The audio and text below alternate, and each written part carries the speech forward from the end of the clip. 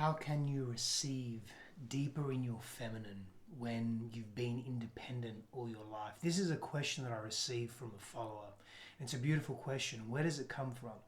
Generally, when we struggle to receive and be in that receiving energetic of the feminine, because that is part of the feminine energetic, receiving, there are some issues at play. There could be mistrust. There could be not having a very healthy example of people, a couple maybe, a mother or a father figure interchanging in equity, in love and affection. That mistrust that takes place, that's a tough one. Self-worth, that's a tough one as well. And these issues, these circumstances can maybe feed into this difficulty in receiving and being highly independent in the world, not interdependent. No, not codependent, that's not healthy, but not being interdependent, where we're unable to really allow others in our lives. We have a fear of intimacy maybe, a fear of going close, a fear of being vulnerable, a fear of receiving other people's love. So how do we move through that? How do we get through that? Because that's a challenge, right? Because when we're shutting people out, we're shutting parts of ourselves down.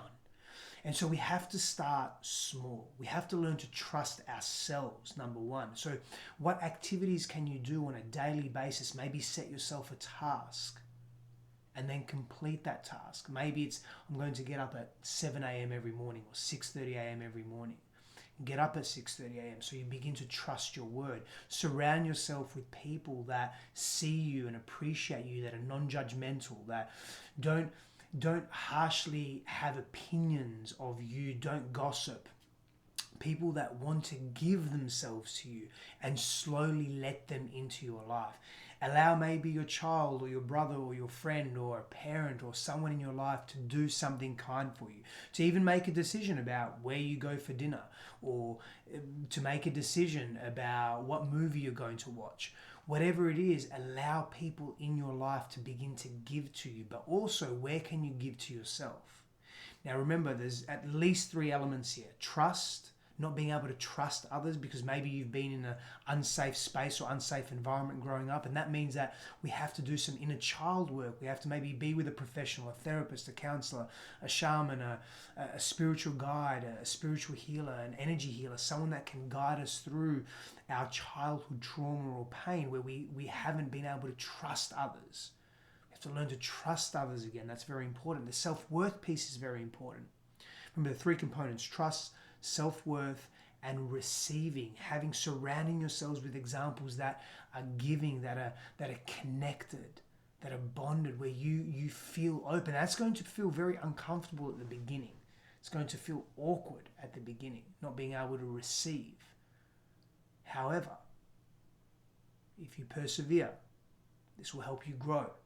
This will help you step into that feminine energetic, that it's safe to receive, that you can trust other people, and that you are worthy enough to receive. Here's one last exercise that you can do. This is really simple but can be very powerful. In terms of the self-worth piece, every morning for 3 to 5 minutes, stand in front of the mirror, look into your left eye, gaze into your left eye, and tell yourself how worthy you are. I am worthy. I am worthy. I am worthy. I am loved, or I am loved, or I love myself. Any mantra, just around 3, 4, 5 words where you just repeat for 3 to 5 minutes and see yourself in that way. It can be deeply, deeply empowering and liberating. So remember, if you're struggling to receive in your feminine energetic, it could be coming from lack of trust, low self-worth, not really having that solid example of what that dynamic looks like, and growing up in an unhealthy space. And you can shift that. It takes time. Be patient. I believe in you. You can do it. Blessings, and I'll see you again soon.